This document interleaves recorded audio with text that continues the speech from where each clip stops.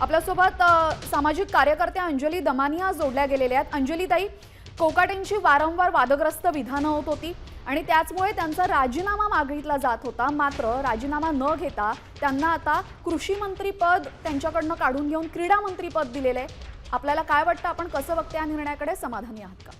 मला तर आता काय बोलू या लोकांना ना हेच कळत नाहीये।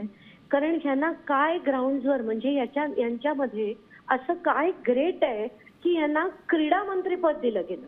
संबंध काय यांचा आणि क्रीडा मंत्री पदाचा?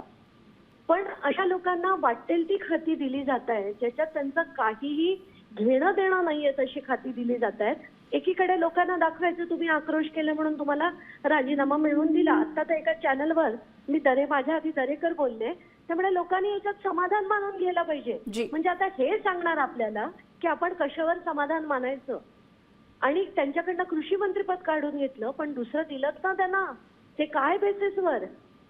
मला तर आता या लोकांना खरंच काय बोलायचं तुम्ही जनतेला विचारा। जनतेतल्या प्रत्येक माणसाला वैताग आलाय आता राजकारणाचा, वैताग आलाय।